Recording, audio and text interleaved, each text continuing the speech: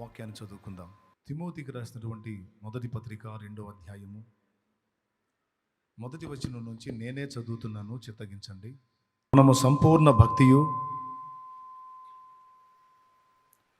మాన్యతయు కలిగి నెమ్మదిగాను సుఖముగాను బ్రతుకు నిమిత్తము అన్నిటికంటే ముఖ్యముగా మనుషులందరి కొరకును,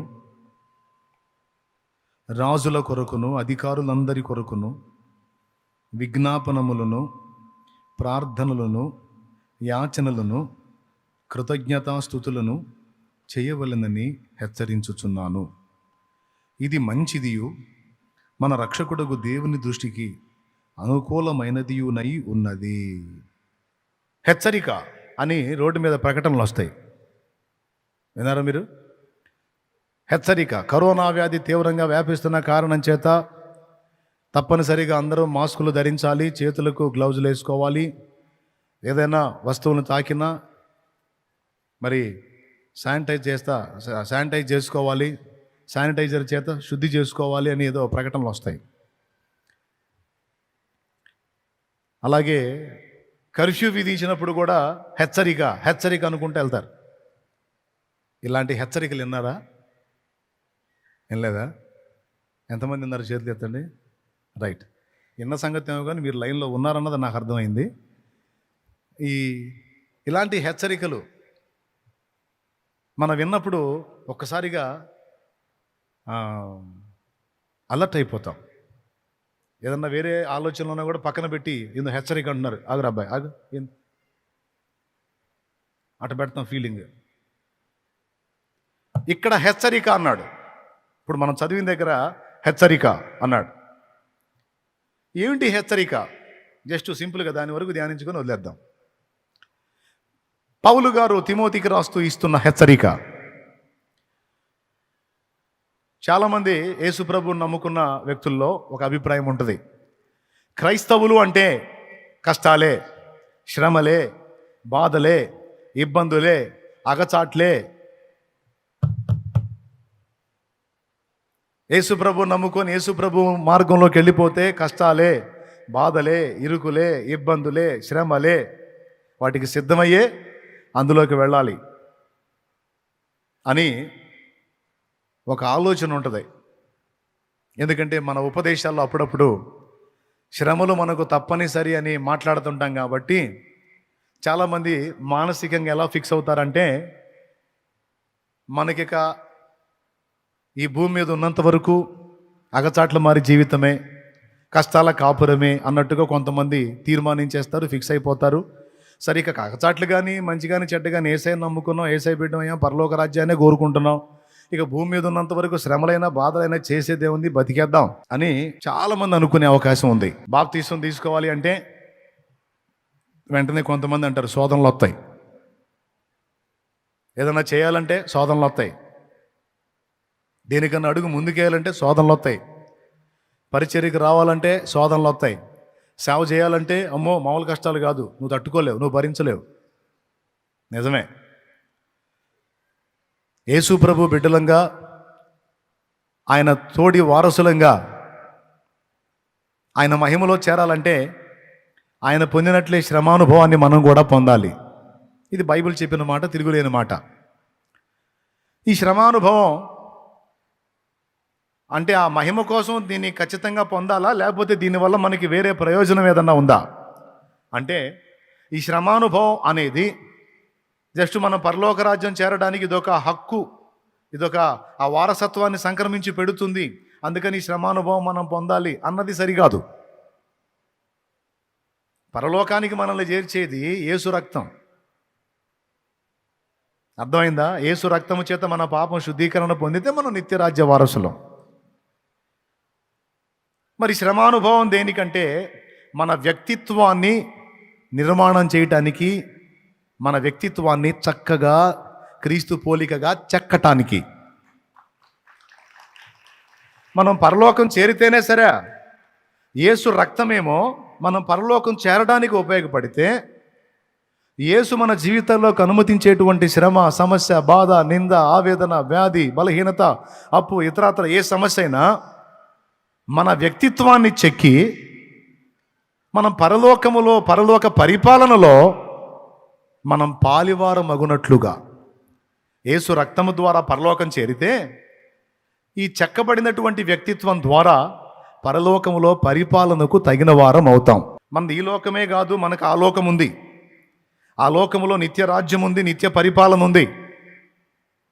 ఏ క్రైస్తవుడైనా ఈ లోకం వరకే యేసు ప్రభునందు విశ్వాసం ఉంచితే మనుషులందరికంటే దౌర్భాగ్యుడు అన్నాడు పౌలు.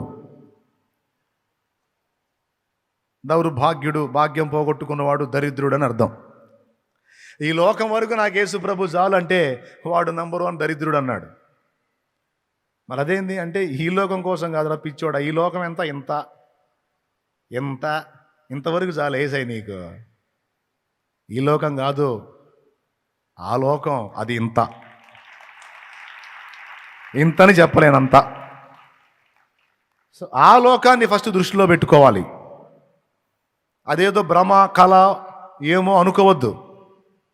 ఇది భ్రమ. ఈ లోకంలో కనపడుతున్న లోక నటన ఉందే ఇది భ్రమ, అది ఒరిజినల్. కాబట్టి మన దృష్టి ఎల్లప్పుడూ అటు ఉండాలి, ఇటు తక్కువ ఉండాలి, అటు ఎక్కువ ఉండాలి. ఇంతవరకు మీకు అర్థమైంది అనుకుంటున్నాను. అక్కడికి చేరినప్పుడు మనం యేసయ్య రాకడలో ఎత్తబడ్డా, యేసయ్య రాకముందే మనకు పిలిపొచ్చి మనం పోయి అక్కడ ఉంటాం. ఈ లోకం ఎలా ఉందో మన కళ్ళ ముందులాగా ఇంతకంటే అద్భుతమైన మహిమాయుక్తమైన లోకం అది. మరణము లేని లోకం, ఏడుపు లేని లోకం, దుఃఖం లేని లోకం, శోకం లేని లోకం అది. దానికి మనల్ని అర్హుల్ని చేయటానికి 2 పనులు చేస్తున్నాడు దేవుడు. దానికి మనల్ని అర్హుల్ని చేయడానికి 2 పనులు చేస్తున్నాడు. ఒకటి, మనం పాపులం, మన పాపాలు కడిగి పవిత్రపరచడానికి ఆయన ప్రియ కుమారుని వాడుకొని మన పాపములన్నీ ఆయన మీద మోపి మన పాపములకు శిక్ష మనందరి ప్రతినిధిగా ఆయన మీద వేసి ఆ రక్తము ద్వారా ఆ పాప శిక్షను తను క్రీస్తు మోయుట ద్వారా, తండ్రి క్రీస్తు మీద మన పాప భారమంతా మోపుట ద్వారా మనం పరలోక రాజ్యం చేరడానికి హక్కు కల్పించాడు. ఓకే, తర్వాత అంతటితో ఆ పని ముగించి ఆ కుమారుని పైకి పిలిచాడు, వెళ్ళిపోయాడు ఆయన అక్కడికి.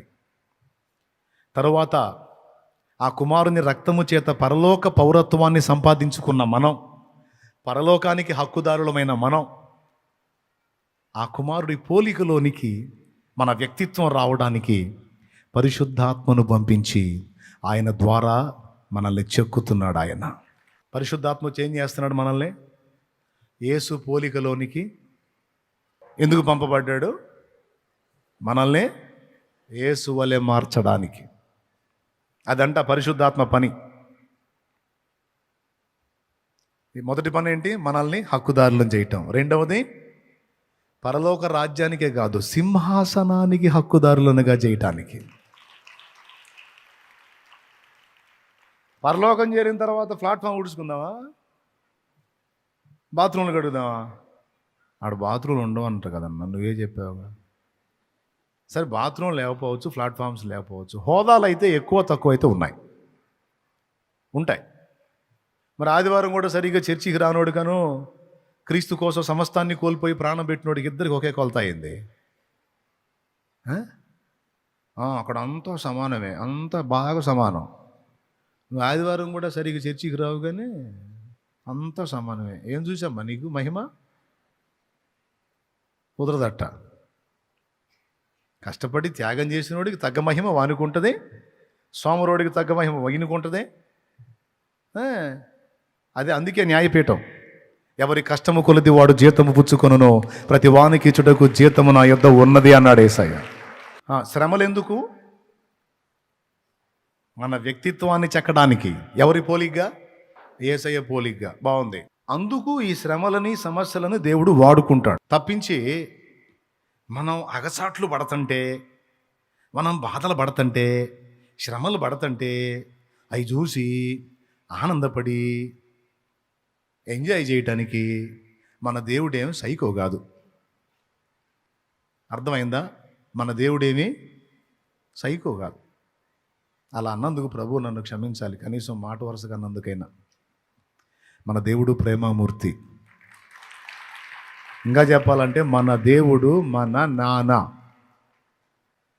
మన నాన్న ఏ తండ్రి అయినా తన బిడ్డ యాతన పడుతుంటే చూసి తృప్తిగా ఉండగలడా? ప్రశాంతంగా ఉండగలడా?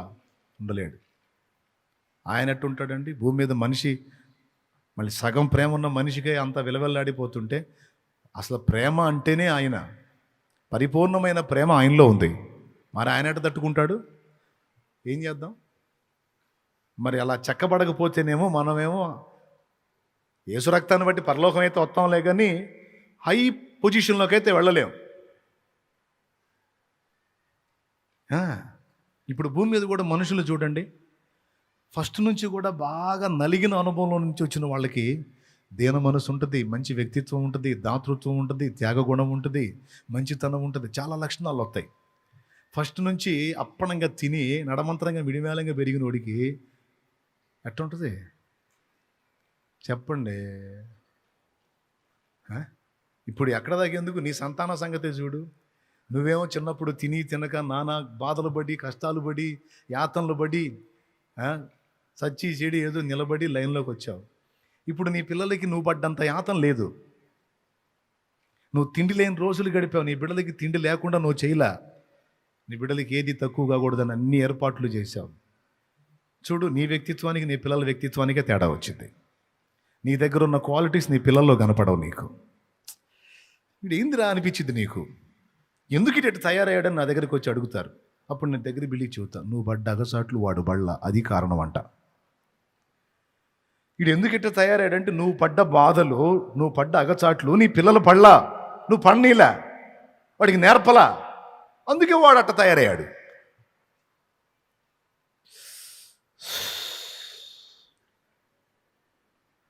అని రెండు చేతులు ఎత్తి మీద పెట్టుకుంటారు కొంతమంది. కరెక్ట్గా చెప్పావన్నా. నేను పడ్డ బాధలు నా బిడ్డ పడకూడదు, నేను పడ్డ కష్టాలు నా బిడ్డ పడకూడదు, వాడికి ఏది తక్కువ కాకూడదు, వాడికి ఏ నొప్పి తగలకూడదు, వాడికి అన్నీ కొప్పేయాలని కొప్పేసి ఈ దరిద్రుడు ఇట్లా తయారయ్యాడు. అక్షర సత్యం, నగ్న సత్యం అది. అర్థమైందా? తెలివిగల తల్లిదండ్రులు ఏం చేస్తారంటే పిల్లలకి అన్నీ ఏది తక్కువ కాకుండా అన్నీ సమకూర్చాలి, మంచిదే ప్రేమ. కానీ తెలివిగల తల్లిదండ్రులు ఏం చేస్తారంటే వాళ్ళ దగ్గర సమృద్ధి ఉన్నా కూడా దాన్ని మరుగు చేసి పిల్లలకు దీన మనసు వచ్చేటట్లు తమ బాధల్ని, కష్టాలని, త్యాగాన్ని వాళ్ళకు అర్థమయ్యేటట్టు చేసి, ఎదుటి మనుషుల కష్టాన్ని కూడా అర్థమయ్యేటట్టు చేసి చక్కగా చెక్కుకుంటారు, శ్రమానుభవాన్ని నేర్పుకుంటారు తెలివిగల తల్లిదండ్రులు. సోది మాలోకాలేమో వాడికి అసలు నొప్పి తగలకూడదు, వాడికి అది కాకూడదు, ఇది కాకూడదు, అట్టు ఉండకూడదు, ఇట్టు ఉండకూడదు, బాగా చేస్తే వాడేమో పెద్ద ఏళ్ళనే దంతను మొదలుపెట్టాడు. మనుషుల్లాగా దేవుడేం పిచ్చోడు కాదు. ఆయన శ్రీమంతుడు అయి ఉండి కూడా మనల్ని ఎందులో పెట్టాడో చూడండి. ఆయన శ్రీమంతుడు అయి ఉండి కూడా నిన్ను ఆర్థిక ఇబ్బందుల్లో పెట్టాడు. నీకు డౌట్ చాలాసార్లు అడుగుంటావు దేవుడిని, ఆయన నువ్వేం శ్రీమంతుడివి, ఏంది ఇది అంటావు. ఆయన అంటాడు, సమాధానం చెప్పంటే టైం ఉందిలే కానీరా, నువ్వు ముందు కొంచెం ఓర్చుకో. శ్రీమంతుడే నీకోసం బ్యాంకులో వేసేలేరా, డబ్బులు బ్యాంకులో వేసేలేరా, అవి వచ్చేటప్పుడు వస్తాయి, అప్పటిదాకా పచ్చడో పరమాడో తినరా. స్తోత్రం. ఓ తండ్రి, నీ బిడ్డకు నువ్వు శ్రమానుభవం నేర్పకపోతే నీ వ్యక్తిత్వానికి నీ బిడ్డ వ్యక్తిత్వానికి తేడా వచ్చే. దేవుడేం పిచ్చోడా? సో తన అద్వితీయ కుమారునికే శ్రమానుభవం ద్వారా సంపూర్ణ సిద్ధిని ఏర్పాటు చేసినప్పుడు ఆయన పోలికగా ఏర్పరచబడ్డ మన విషయంలో కూడా శ్రమానుభవం తప్పనిసరి. మనుషులు అనుకున్నట్టు దేవుడు అనుకోడు. నా బిడ్డ కష్టపడకూడదు, నా బిడ్డ ఇబ్బంది పడకూడదు, నా బిడ్డకి ఏది తక్కువ కాకూడదు, నా బిడ్డకి అది కాకూడదు. దేవుడు అంటే అనుకోడు. అవసరమైతే నువ్వు శ్రమ పడాలి, ఇబ్బంది పడాలి, ఆ కష్టాల్లోంచి, ఆ బాధల్లోంచి, ఆ నలుగుళ్ళలోంచి నువ్వు రావాలి. ఎందుకంటే అలాంటి అనుభవంలో నుంచి నువ్వు వస్తే ఎప్పటికీ చెడిపోవు. ఎప్పటికీ చెడిపోవు.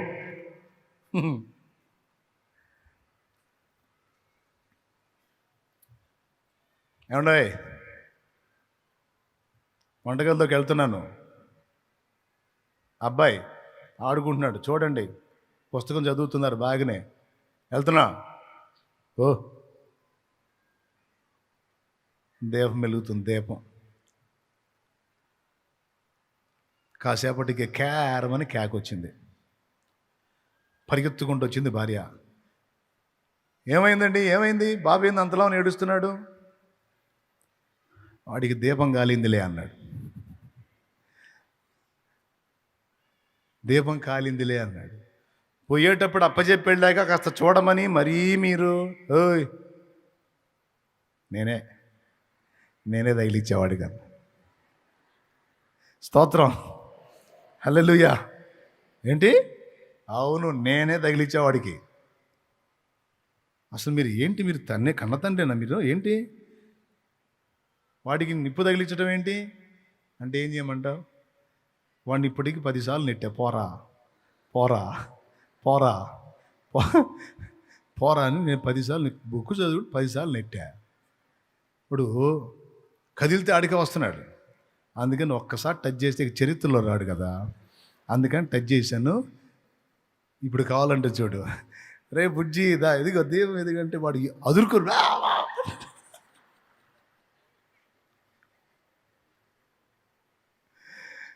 దేవునికి స్తోత్రం కలుగును గాక. శ్రమానుభవం.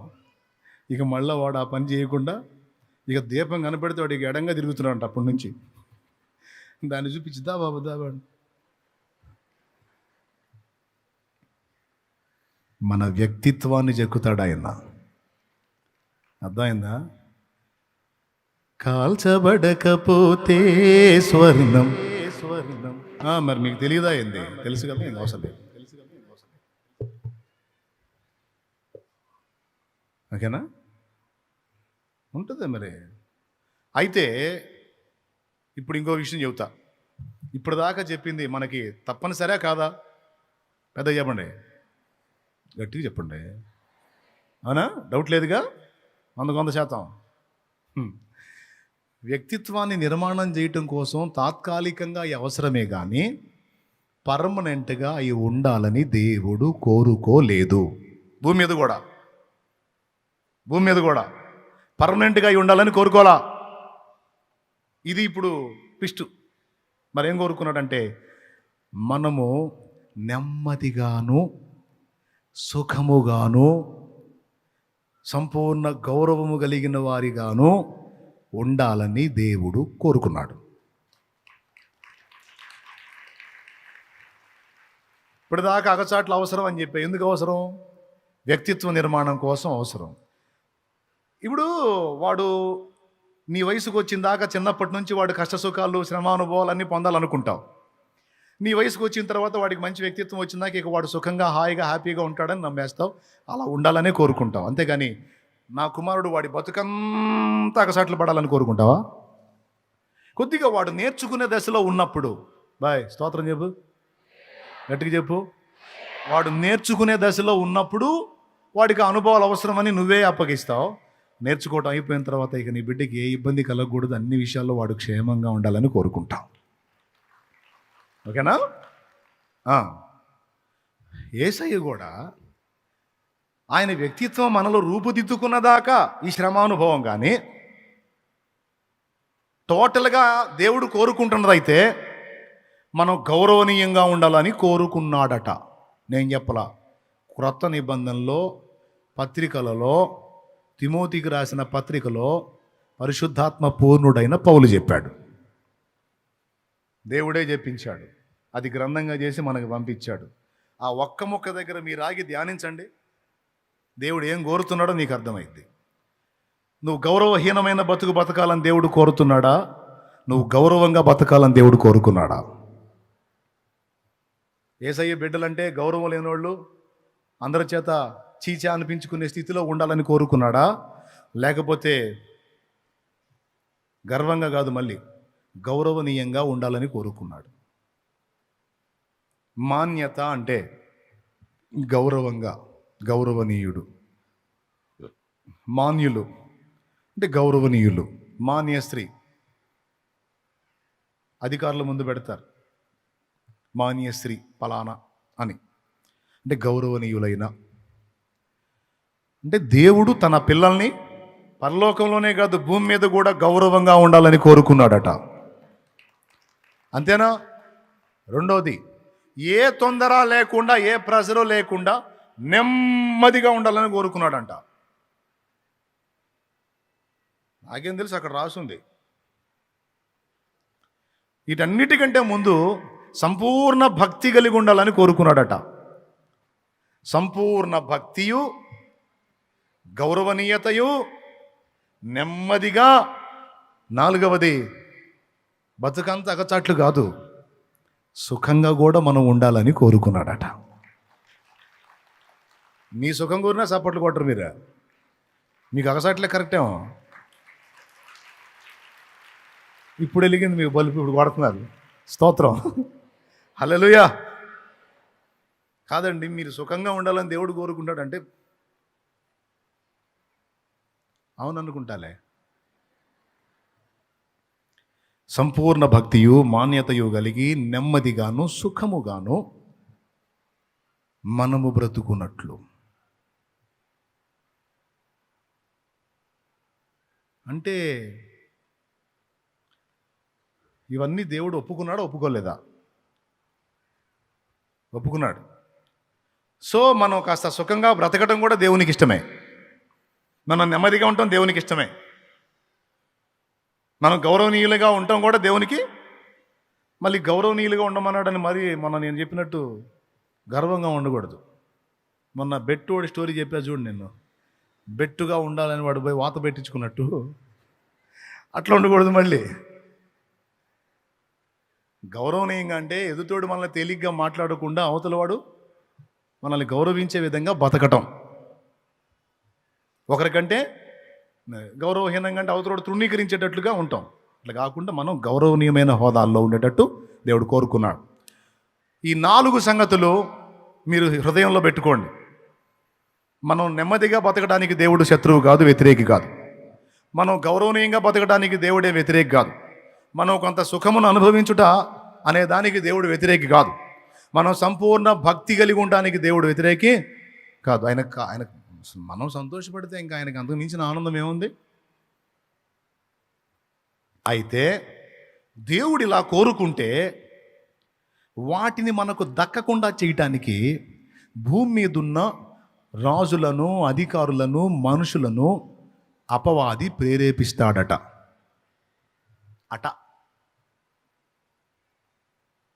అక్కడుంది.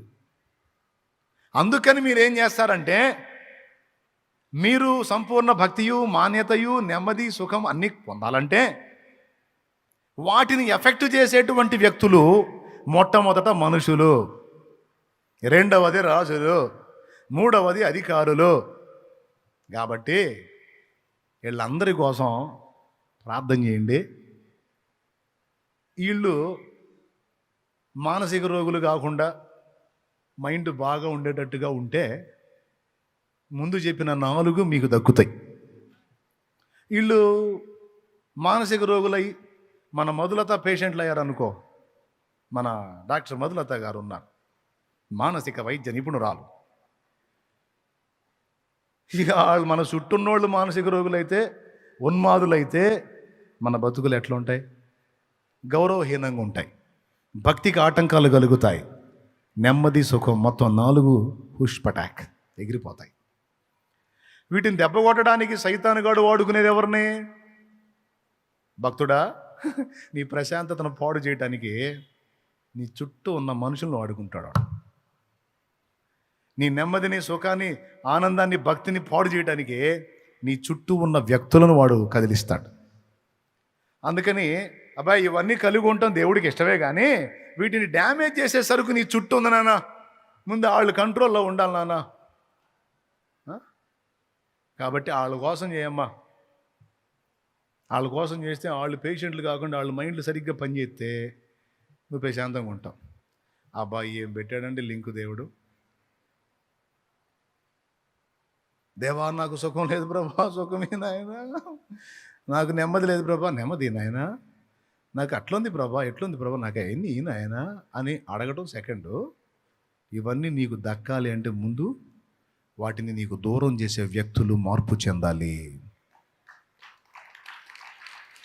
వాళ్ళు లైన్లోకి రావాలి. వాళ్ళ మీద దయ్యాలు పనిచేయకుండా వాటిని బంధించాలి. మానసిక రోగులు ఎందుకు అవుతారు, ఉన్మాదులు ఎందుకు అవుతారంటే దయ్యాలు వాళ్ళ మీద పనిచేసినప్పుడు అవుతారు. మరి ఏం పనులు అండి అయ్యి? దయ్యాల పనులు కాకపోతే మనుషులు చేసే పనులు అయ్యి. కడుపు కూడు తినేవాడు ఇవ్వడం చేస్తాడా?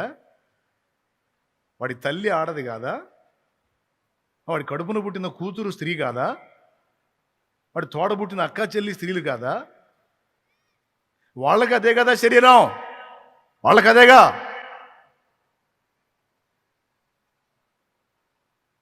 వాడు ఏం బట్టి చేశాడు? వాడు మనిషి చేశాడా? మానసిక రోగి చేశాడా? పైశాచికత్వం అంటే తర్వాత పిశాచి తత్వం. పిశాచి అంటే దెయ్యం. మన వాళ్ళు పైశాచికత్వం, పిశాచి తత్వం, అది దయ్యపు తత్వం. మరి ఎట్లా చేయగలుగుతారండి? ఎట్లా మనసు వచ్చిందండి?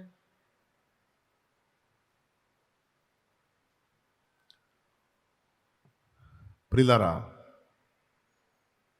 ఒక్కసారి ఆలోచించండి, నేను చెప్పిన టాపిక్ వాస్తవమా కాదా? మన భక్తిని పాడు చేయటానికి సైతాను వాళ్ళని వాడుకుంటాడు అన్నాను. 500 చర్చిల నుంచి 700 చర్చిలు కాలిపోయినాయి అంటే భక్తికి ఆటంకం వచ్చింది చూడు. ప్రార్థన చేసుకోవడానికి ఇప్పుడు స్థలం లేదు. రోడ్ల మీద వాన్లో చేసుకోవాల్సి వచ్చింది. ఆటంకం వచ్చిందా లేదా? అదే ఆ దరిద్రులు క్రమంగా ఉంటే ప్రార్థనలు మందిరాల్లో జరిగాయి. ఇప్పుడు భక్తికి ఆటంకం వచ్చేసింది. అట్లా కాకుండా మనం సంపూర్ణ భక్తి కలిగి ప్రశాంతంగా దేవుణ్ణి సేవించుకోవాలంటే దానికి అడ్డుబండలుగా ఉన్న వ్యక్తులు మారాలి. ముందు వాళ్ళను దేవుడు పట్టుకోవాలి, వాళ్ళని దర్శించాలి, వాళ్ళ ఆహాన్ని అణచాలి, వాళ్ళకు పట్టిన దెయ్యాలు వదిలించాలి దేవుడు. కాబట్టి వాళ్ళ నిమిత్తం మనం ప్రార్థన చేయాలి. దరిద్రుల నిమిత్తం ఆ దెయ్యాలు ఎల్లగొట్టమని, ఈ ఆధ్యాత్మిక దరిద్రుల కోసం ప్రార్థన చేయాలి. దరిద్రులకు పట్టిన దెయ్యాలు ఎల్లగొట్టు. ఎక్కడో అక్కడ కాదు, మన ఇంట్లోనైనా, మన చుట్టుపక్కల పరిసరాల్లోనైనా, మన సమాజంలోనైనా, మన దేశంలో, మన రాష్ట్రంలో, మన ప్రదేశంలో ఎక్కడైనా సరే మనుషులందరి కొరకును అన్నాడు. మనుషులందరూ, ఇంటి బయట వాళ్ళు కాదు, ఇంట్లో వాళ్ళు కూడా మనుషులే. ఒక్కోసారి ఎవడు బయటోడు శోధించడో, మనోళ్ళే దారుణంగా శోధిస్తారు మనల్ని. ఒక్కొక్కసారి మనోళ్ళు శోధించే శోధన ఎట్టుంటుంది అంటే సత్తే పోయిద్ది అనిపించింది. నీకు ఎప్పుడన్నా అనిపించిందా? ఎంతమందికి అనిపించింది? ఇంటోళ్ళు శోధిస్తేనా, బయటోళ్ళు శోధిస్తేనా? పెద్దగా మరి ఏందనుకున్నా, అమ్మ నీకు కూడా ఎదురైందన్నా అని పరిశోధన చేయవాకండి. నేను చెప్పను ఎదురైందా లేదనేది, నేను చెప్పను. ఒక్కోసారి వాళ్ళ దెబ్బకి, ఇంట్లో సోదరుల దెబ్బకి, సంసోన్ ఎవరండి? ప్రియురాలేగా, ప్రేయసి.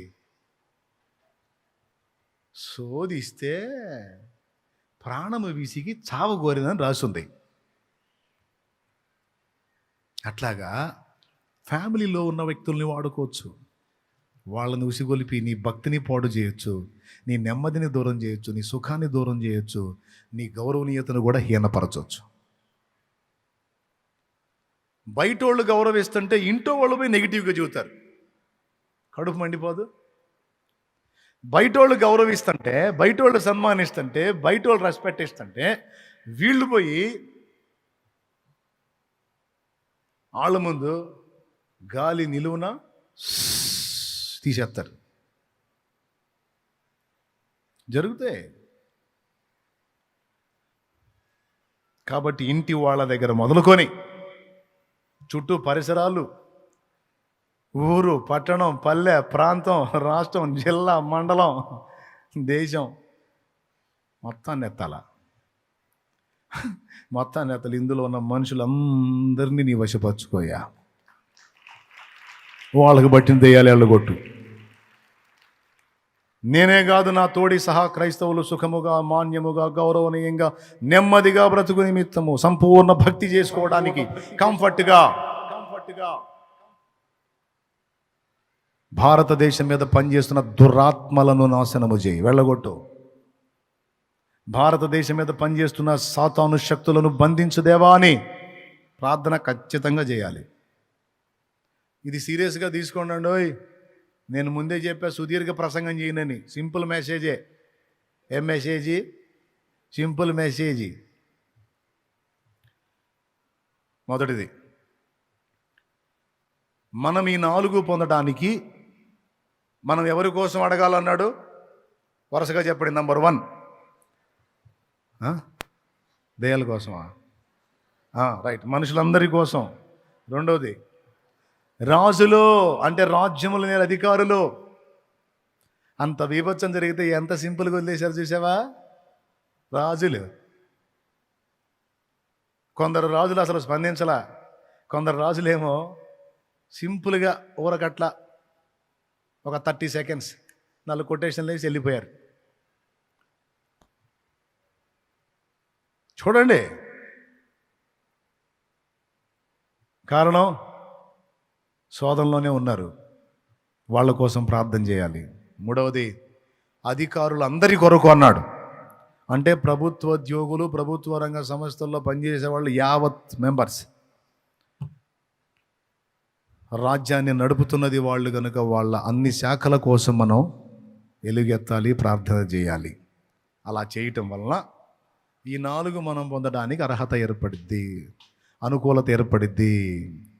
అంటే మనం అగచాట్లు మారి బ్రతుకులోనే ఉండాలని కోరుకుంటున్నాడా? కాస్త సుఖపడటానికి ఇష్టపడుతున్నాడా? నీ బతుకంతా నెమ్మది లేని బతుకే అంటున్నాడా? లేకపోతే నెమ్మదిగా ఉండటం కూడా నా చిత్తమే అంటున్నాడా? నువ్వు నెమ్మదిగా ఉంటావు, నువ్వు కాస్త సుఖం అనుభవించడం కూడా దేవునికి ఇష్టమే. నువ్వు గౌరవనీయంగా ఉంటాం దేవునికి ఇష్టం. కాస్త సుఖం కాదు, నువ్వు సంపూర్ణంగా సుఖ సంతోషాలు పొందడానికి యేసయ్యకి ఇష్టం. నీ సంతోషం కోసమే కదా, నువ్వు బతకాలనేగా, నువ్వు యాతన పడకూడదనేగా వచ్చి ప్రాణమల్లా పెట్టాడు. ఇంత ప్రేమించిన వాడు నువ్వు ఇంకా సంతోషంగా ఉండాలని కోరుకుంటాడు. కానీ నువ్వు అసమాధానంలో, ఆవేదనలో, నెమ్మది లేని స్థితిలో, కష్టాల్లో ఉండాలని ఎందుకు కోరుకుంటాడండి? కోరుకోడు కదా. రైట్. ఇకపోతే యోబు గ్రంథం 42వ అధ్యాయము 10వ వచనం చూడండి. మరియు యోబు తన స్నేహితుల నిమిత్తము ప్రార్థన చేసినప్పుడు యెహోవా అతని క్షేమస్థితిని మరలా అతనికి దయచేసెను. అక్కడ ఇక్కడ కూడా ఒక సంగతి ఉంది. మరియు యోబు తన స్నేహితుల నిమిత్తము ప్రార్థన చేసినప్పుడు, ఎప్పుడు? అప్పుడు. మీరు చెప్పండి, నేను ఎప్పుడు అంటాను, తర్వాత మీరేమంటారు? అప్పుడు అననా? ఎప్పుడు? పెద్దగా ఎప్పుడు? అప్పుడు. ఎప్పుడు? అదే అప్పుడు. ఎప్పుడు? ప్రార్థన చేసినప్పుడు. ఎప్పుడు అంటే అప్పుడు. అప్పుడే. ఎప్పుడు? యోబు తన స్నేహితుల నిమిత్తము ప్రార్థన చేసినప్పుడు. ఎప్పుడు? అప్పుడా? యోబు తన స్నేహితుల నిమిత్తము ప్రార్థన చేసినప్పుడు. అది గుర్తుపెట్టుకోవాలి. ఇక్కడేమో రాజులు వేరే వాళ్ళే, అధికారులు ఇతరులే, మనుషులందరూ ఇతరులే. కానీ ఇతరుల కోసం మనం కానీ ప్రార్థన చేయగలిగితే, వాళ్ళని దేవుని వశానికి అప్పగించగలిగితే, వాళ్ళ మీద పనిచేసే దుష్టశక్తులను బంధించగలిగితే, అప్పుడు మనకు అక్కడ సంపూర్ణ భక్తి చేసుకోవటానికి అనుకూలత, గౌరవనీయత, నెమ్మది, సుఖం లభిస్తాయి అన్నాడు అక్కడ. ఇక్కడ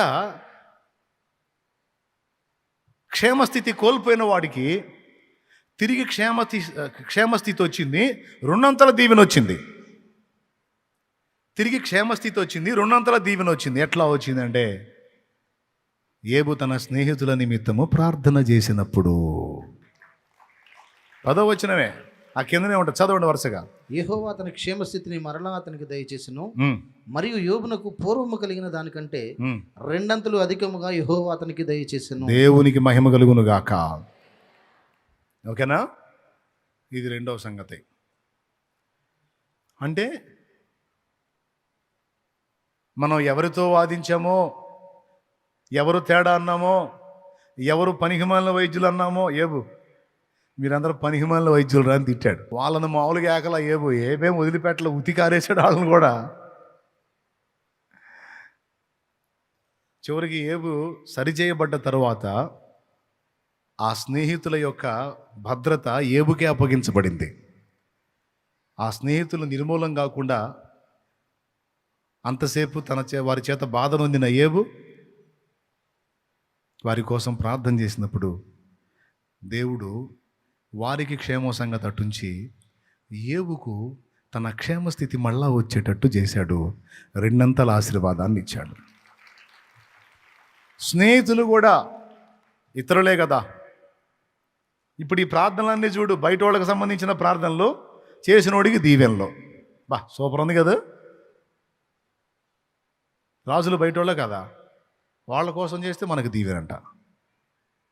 మనుషులు బయట వాళ్ళ కాదా, వాళ్ళ కోసం చేస్తే మనకు దీవెనంట.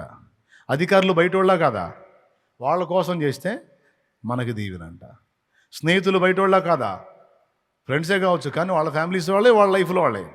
అయినా వాళ్ళ క్షేమం కోసం, వాళ్ళ భద్రత కోసం, వాళ్ళ రక్షణ కోసం ప్రార్థన చేస్తే మనకు క్షేమస్థితి మరియు రెండంతల ఆశీర్వాదం వస్తుందంట. అందుకే భలే భలే లింక్ చేశాడు అనుకుంటున్నాను నేను. చాలామంది మోకాళ్ళు వేయగానే వాళ్ళ కోసం మొత్తుకోవటం ఎక్కువ, బయట వాళ్ళ కోసం మొత్తుకోవటం తక్కువ. ప్రార్థన చెయ్యి అని మొదలుపెట్టి ఒక్కోసారి నలుగురు కలిసి కూర్చొని కొంతమందిని ప్రార్థన చేయమంటే మోకాళ్ళు వేసి ప్రార్థన మొదలుపెట్టిన కాడి నుంచి వాళ్ళ చరిత్ర మొత్తం చదువుతుంటారు వాళ్ళ ఇంట్లో. మనకేమో హింసలాగా ఉంటుంది. ప్రభువా పెద్దోడు, ప్రభువా ప్రభువా చదివాడు కానీ ఉద్యోగం రాలేదు తండ్రి. పక్కన వాళ్ళు గట్ట ఉంటుంది. సరే ఉద్యోగం కదా పాపం అవసరం వెళ్ళి, అవునయ్యా సహాయం చేయి ప్రభా, పాప అయ్యా దేవా అయ్యా అయ్యా రెండో కూడా అయ్యా ఉద్యోగం ఇచ్చావయ్యా నీ దయతో ప్రభువా. ఒక చిన్న కారు కోసం బిడ్డ అడుగుతుంటే ప్రభువా ఇంతవరకు ఇయ్యలేదు ఆయన అంటే ఎట్టుంటుంది పక్కన వాళ్ళకి, ఎట్టుంటుంది ఎట్టుంటుంది పక్కన వాళ్ళకి, ఎట్టుంటుంది చెప్పండి. ఇక్కడ మేము నానా బాధలతో సత్తంటే చిన్న కొడుకు కారు, అప్పుడు దాకా ప్రభా అయ్యా అవునయ్యా పెద్దోడికి ఉద్యోగం ఏ అన్నోళ్ళు చిన్నోడికి కారు అనగానే కళ్ళు తెరిచి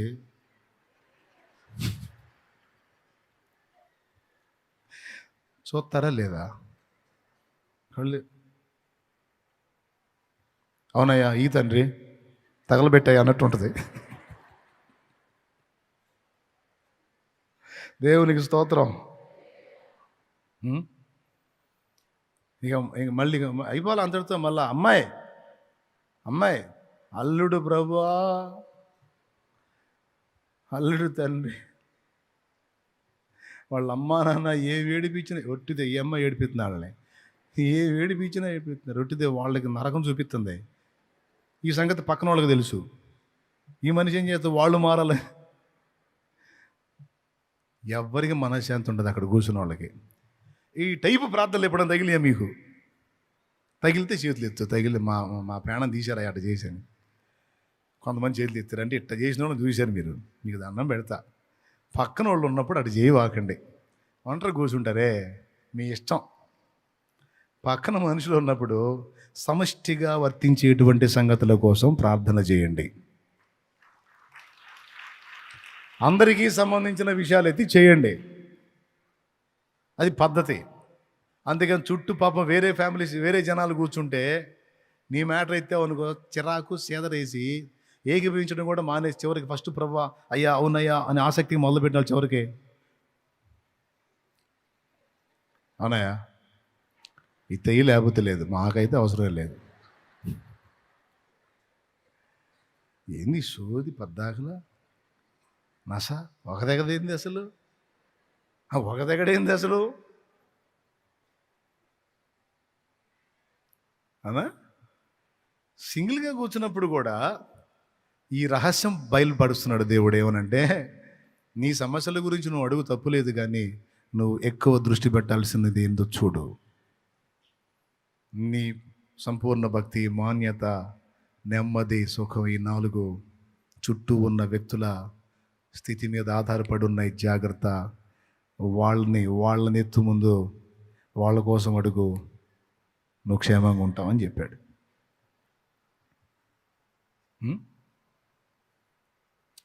ఆ పొలం మొత్తం కలిపి 150 ఎకరం పొలం, అన్యులది క్రైస్తవులది మొత్తం కలిపి.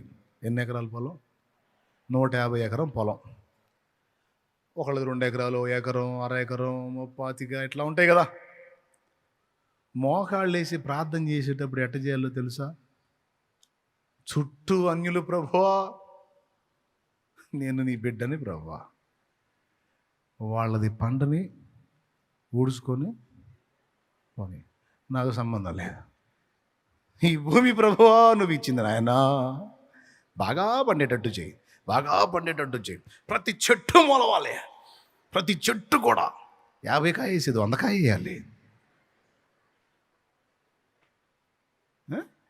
చెయ్యి బాగేసిద్ది.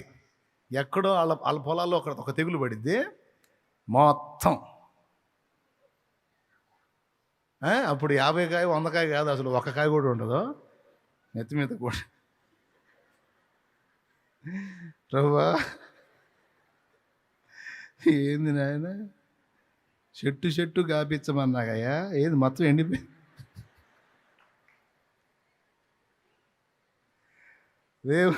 వాడు అన్యుడైనా క్రైస్తవుడని గుర్తుపెట్టుకో. చిత్రం ఏంటంటే, అన్యుడు కాదా అని వదిలేసావనుకో, దరిద్రం వాళ్ళ దగ్గర నుంచే స్టార్ట్ అయింది. అన్యుల ఇళ్ళకి నిప్పు పడింది అనుకో, మధ్యలో మన ఇల్లు ఉందనుకో, తగలబడిద్దిగా. పడిద్దా పడదా? మన ఇల్లు నాగిద్దా? పాది మొత్తం. కాబట్టి ఏమండో నేను చెప్పే జోక్ అనుకున్నారు. జోక్ అనుకుంటే పళ్ళు రావుతాయి అందరికీ. సీరియస్ మ్యాటర్ కాబట్టి ఇట్లా చెబితే మీకు ఎక్కిద్దని చెబుతున్నా. నేను ఇట్లా బెగ తీసుకొని చెప్పాను అనుకో, మీరు కూడా అట్లా ఉంటారు. అందుకని ఫ్రీగా ఉంటారని చెబుతున్నాను నేను. మ్యాటర్ తేలికైంది కాదు. నీ పొలం 1 ఎకరమైనా, ఎకరమైనా, 2 ఎకరాలైనా, నువ్వు వేసిన 10 ఎకరాలైనా, నీ చుట్టుపక్కల ఉన్న పొలాల క్షేమం మీద నీ పొలం ఆధారపడి ఉంది. ఇది రహస్యం. వాడు చుట్టూ ఉన్నోళ్ళు అన్యులను ఇంకా డేంజరు. వాడు ఏదో దరిద్ర పని చేస్తుంటాడు, ఏదో శాపం తెచ్చుకుని ఉంటాడు. ఆడి శాపానికి ఆడికి తెగులు వచ్చింది, ఆ తెగులు మొత్తానికి వచ్చింది. మళ్ళీ చెబుతాను, మీకు తొందరగా అర్థం కాలే, మళ్ళీ చెబుతాను. నీ చుట్టుపక్కల ఉన్న పొలాల్లో ఎవడన్నా ఒక శాపగ్రస్తుడు ఉన్నాడు, ఒక దరిద్రపోడు అన్యుడే, వాడు చేసిన పాపానికి శాపానికి వాడి పొలాన్ని తగిలిందనుకో తెగులు, ఆడి దరిద్ర పనులకు తగిలిందనుకో మొత్తానికి వచ్చింది అది.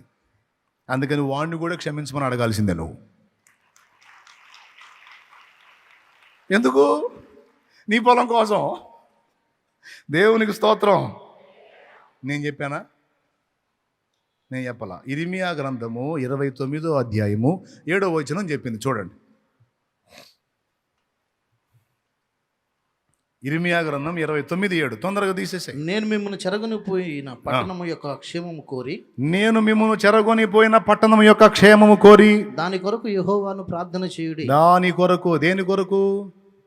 మిమ్మల్ని బానిసలుగా తీసుకెళ్ళిన పట్టణం, మిమ్మల్ని ఇబ్బంది పెట్టిన పట్టణం, మిమ్మల్ని శ్రమ పెట్టిన పట్టణం, అన్యజనుల పట్టణం, శపించబడిన వారి పట్టణం, దాని కొరకు ప్రార్థన చేయండి. అందులో ఉండి మీకోసం చేసుకోండి. అల్లా దాని కొరకు ప్రార్థన చేయుడి, దాని క్షేమము మీ క్షేమమునకు కారణమగును. ఆ మాట అండర్లైన్ కొట్టాలా. అది ఎప్పుడు మర్చిపోకుండా గుర్తుపెట్టుకోవాలా. దాని క్షేమం మీ క్షేమానికి కారణమగును. ఇది అండర్లైన్ చేసుందా? చేస్తే సూపరం. కాదు మర్చిపోయి ఉంటారు, అందుకని గుర్తు చేశా.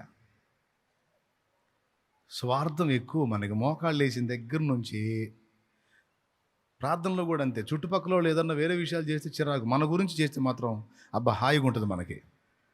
మోకాళ్ళు వేసి ప్రార్థన చేసేటప్పుడు కూడా మన గురించి అడుక్కోవటం ఎక్కువ, బయట సంగతుల గురించి తక్కువ. అడుక్కున్నంత వరకు చాలు. కానీ సూత్రం ఇక్కడ ఉంది, ఇది తెలుసుకొని జాగ్రత్త పడండి, అప్పుడు అన్నీ బాగుంటాయి. అయిపోయింది. ఇంకేం కావాలి? అయిపోయింది. ఆడి పొలం పోతే పోయింది, ఆడు మామూలుడు కాదు, ఆడిది పోవాలి అనొద్దు.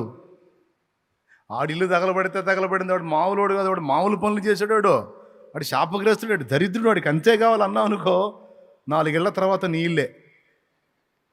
ఆ ఇంటి మీద పడ్డ నిప్పు ఆ ఇంటితో ఆగదు, నీ ఇంటికి కూడా వచ్చింది.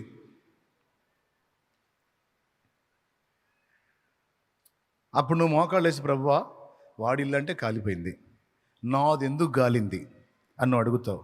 అప్పుడు దేవుడు ఏమంటాడు తెలుసా? ఆ నిప్పు నీ దాకా వచ్చిందని నువ్వు గ్రహించకుండా బుద్ధిహీనంగా ఉండి వాడింటి మీద నీళ్లు పోయినందుకు వచ్చింది అంటాడు. ఎందుకు వచ్చింది? వాడిల్లు తగలబడుతున్నప్పుడు వాడింటి మీద నువ్వు నీళ్లు పోసినట్టయితే ఆ ఇంటితోనే ఆగిపోయేది. వాడిల్లు పోవాలే, అది మొత్తం గాలాలే అని కూర్చున్నావు చూడు, అందుకు వచ్చింది. ఎంతమందికి అర్థమవుతుందో ఏమో మరి, మొత్తాన్ని చెబుతున్నా. అర్థమైతే చేతులు ఎత్తండి. ఎందుకన్నా మరి మనం చేసే పనుల్లో పిచ్చి పనులు ఉంటాయి కొన్ని, అందులో ఇదొకటి. స్నేహితుల క్షేమం కోసం ప్రార్థన చేస్తే ఏబుకు క్షేమము 2 ఆశీర్వాదం వచ్చింది. మనుషులందరి కొరకు, రాజుల కొరకు, అధికారులకు చేస్తేనేమో మనం ఆశించే 4 మనకు లభిస్తున్నాయి. అన్యులైనప్పటికీ మన చుట్టుపక్కల ఉన్న వారి యొక్క పరిస్థితులు, స్థితిగతుల క్షేమాన్ని మనం ఆశిస్తే మధ్యలో ఉన్న మన క్షేమానికి అది కారణమైంది. ఇలా లింకు చేసి పెట్టాడు దేవుడు. అసలు క్రైస్తవ్యం అంటేనే ఇతరుల కొరకు జీవించే జీవితం. అర్థమైందా? క్రైస్తవుడు అంటేనే తన కోసం తను బ్రతికేవాడు కాదు, ప్రభువు కోసం, ప్రజల కోసం బ్రతికేవాడు.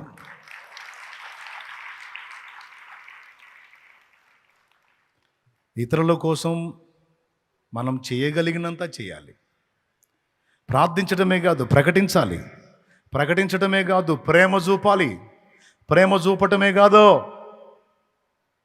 సాక్ష్యం ఇవ్వాలి. మాదిరి కనపరచాలి. ప్రార్థించటమే కాదు, ప్రకటించాలి. ప్రకటించటమే కాదు, ప్రేమ చూపాలి. ప్రేమ చూపటమే కాదు, క్యారెక్టర్ నిలబెట్టుకొని వారికి సాక్ష్యం ఇవ్వాలి, మాదిరి.